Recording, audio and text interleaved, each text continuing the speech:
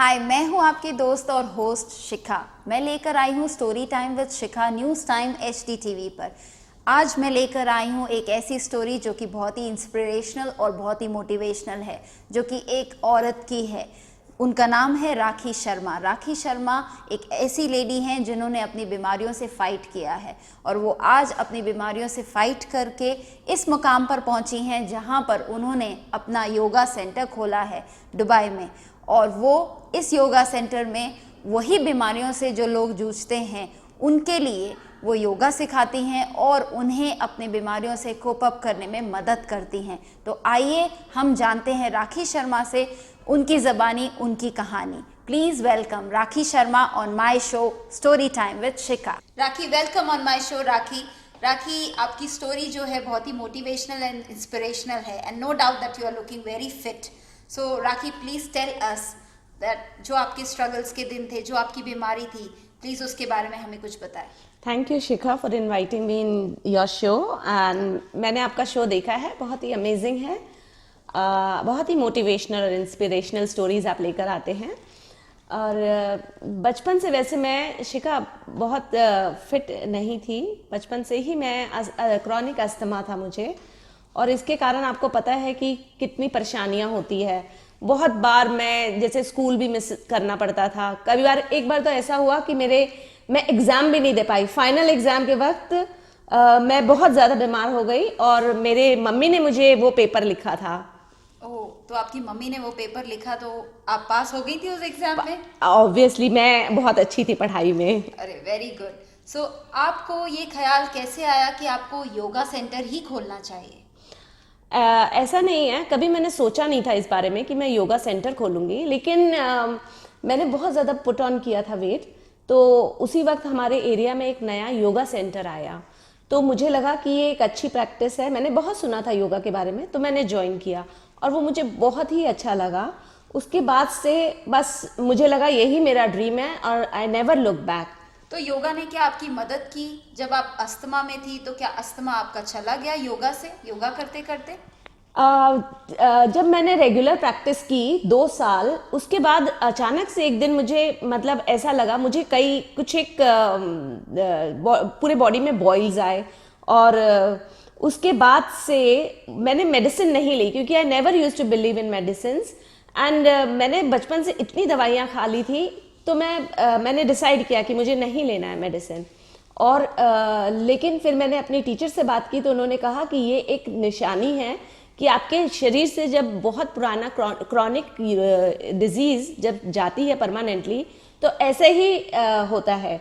उसके बाद से वो दिन है और आज का दिन है, कभी मुझे अस्थमा अटैक नहीं हुआ। तो योगा ने आपकी इसमें बहुत ही मदद की? बहुत ज़्यादा। मैं credit goes to yoga only.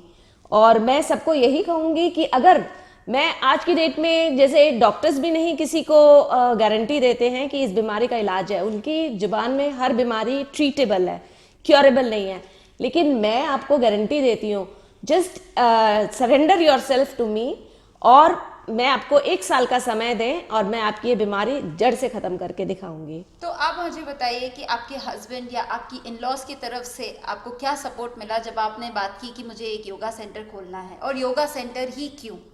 ऐसा नहीं है कि मैंने सोचा था कि योगा सेंटर खोलूंगी। मैंने यहाँ दुबई में आने के बाद मैंने 1-2 जैसे जिम वगैरह में योगा सिखाती थी, लेकिन कुछ एक हालात ऐसे हुए कि मुझे वहाँ से छोड़ना पड़ा।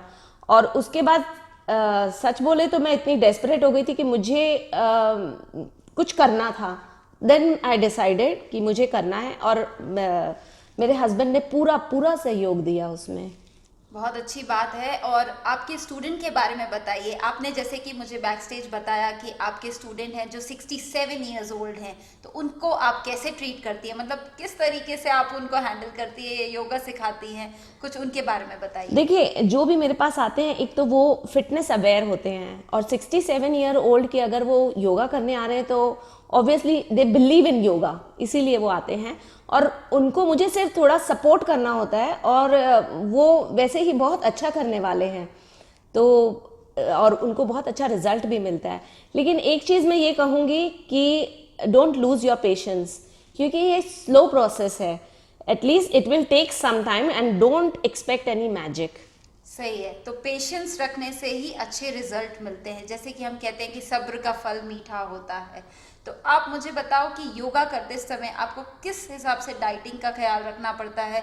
क्या आप कुछ डाइट लेती हैं, क्या आप पूरा खाना खाती हैं, या कुछ चीज़ें जैसे कि हम लोग चॉकलेट्स नहीं खा सकते, या फिर कुछ चीज़ें हमें मिस करनी पड़ती है? तो आप ये बताइए कि डाइट का क्या इसमें हाथ है?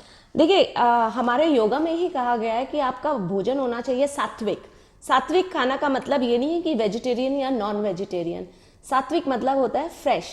तो डाइट ऐसा नहीं था कि मुझे डाइटिंग का ख्याल या मैं कॉन्शियसली कुछ करती हूँ, लेकिन योगा करते करते अपने आप ही समझ ले ये एक लाइफ स्टाइल चेंज हो गया मेरा।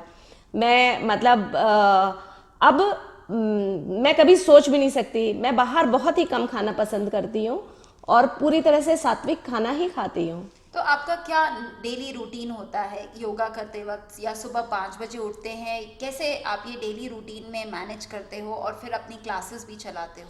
देखिए, शुरू में मैं बहुत ज़्यादा ऐसा नहीं था कि मैं अर्ली राइजर हूँ, लेकिन कुछ टाइम पहले मैंने सुना था, योगा करते करते जैसे कहते हैं, मैंने सुना था कि जब आपकी बॉडी की क्लेंजिंग होती है तो आप धीरे धीरे एक आप मेडिटेशन की तरफ मतलब उसकी तरफ जाते हो, समाधि की तरफ। तो और मैंने बहुत कुछ सुना था 3:30 AM के बारे में कि 3:30 AM का टाइम है जहाँ बहुत कुछ अमेजिंग घटनाएं होती है।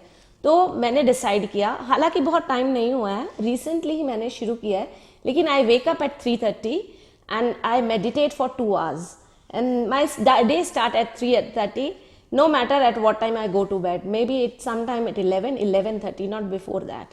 So really, I mean, it's really inspirational and strong motivational story जो आज आपने मुझे बताई। एंड इससे मैं मतलब चाहती हूँ कि और भी लोग सीखें, और औरतें जो कि हिम्मत हार जाती हैं, अपनी बीमारियों से जूझने के लिए लड़ नहीं पाती, या उनको फैमिली से सपोर्ट नहीं मिलता है, तो आपकी ये स्टोरी सुन के उनको भी एक बहुत ही मोटिवेशनल स्पिरिट मिलेगा, और मतलब वो भी आपके पास में योगा करने के लिए आएंगी, या वो भी अपने गुरुज के पास में, अपने टीचर के पास में जाएंगी कि वो योगा सीखें, और या तो फिर योगा को घर पे ही सीखें। आपके कुछ इंस्पिरेशनल वीडियोस हैं, या आप मतलब सिर्फ एक सेंटर में ही आप ये योगा बताते हैं? कैसे करते हैं आप? नहीं, अभी तो फिलहाल मैं सेंटर पे ही करती हूँ, लेकिन हालांकि आपने देखा है कि अभी करंट सिचुएशन के हिसाब से हम बहुत ज़्यादा ऑनलाइन पे भी आ गए हैं, क्योंकि लोग डरते हैं बाहर आने पे, बाहर निकल नहीं रहे हैं। लेकिन फिर भी मैं ये कहूँगी कि this is the present situation, ये ज़रूरत है कि आपको कुछ करना है, आपको अपने आप को फिट बनाना है। तो ये आप और कुछ करें ना करें, लेकिन ज़रूर कुछ फिजिकल एक्टिविटी करें, और फिजिकल एक्टिविटी योगा से बेहतर कुछ भी नहीं है, क्योंकि ये पूरा एक लाइफस्टाइल है। आप ये कोई एक्सरसाइज नहीं है। This is not, some people they take it as only they are looking at the physical aspect of yoga. ये सिर्फ एक फिजिकल एस्पेक्ट नहीं है, एक्सरसाइज नहीं है, ये पूरा एक लाइफस्टाइल है। तो जाते जाते आप हमारे व्यूअर्स को क्या मैसेज देना चाहती हैं राखी जी? देखिए, मैंने ऐसा देखा है कि बहुत लोग हैं जो ये कहते हैं कि हमारे पास टाइम नहीं है, तो ये एक्सक्यूज़ है।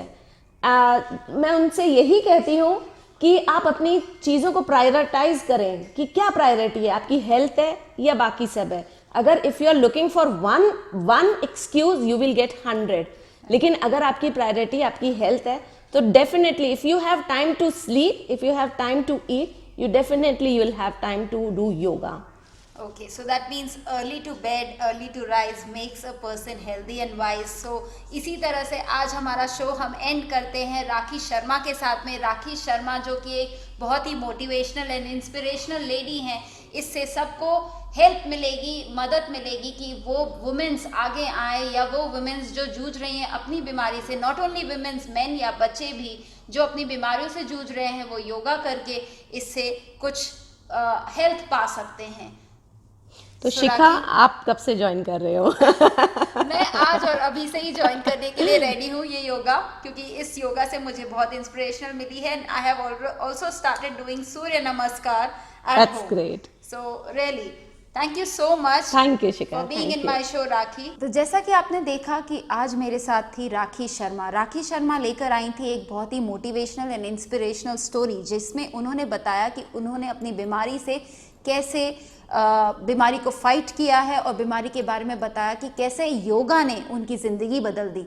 योगा करते करते आज उन्होंने अपना एक खुद का योगा सेंटर फॉर्म किया, जहां पर अब वो स्टूडेंट्स को सिखाती हैं कि कैसे अस्थमा से वो लड़ सकते हैं। तो ये स्टोरी थी राखी शर्मा की। और अगर आपको न्यूज़ टाइम HDTV पर मेरा शो अच्छा लगता है जो कि स्टोरी टाइम विद शिखा है, तो प्लीज़ मुझ तक और ऐसी इंस्पिरेशनल स्टोरीज पहुंचाने के लिए न्यूज़ टाइम HDTV को सब्सक्राइब करिए यूट्यूब पे एंड फॉलो करिए फेसबुक और इंस्टाग्राम पर, और हमें यूट्यूब पर और इंस्टाग्राम पर अपने मैसेज करके बताइए। अगर ऐसी कोई इंस्पिरेशनल स्टोरीज है तो प्लीज़ हमें हम तक पहुंचाइए, और हम यानी कि न्यूज़ टाइम HDTV और मैं शिखा लेकर आएंगे आपके लिए और भी ऐसी बहुत सारी मोटिवेशनल स्टोरीज। तो देखना ना भूलिए स्टोरी टाइम विद शिखा।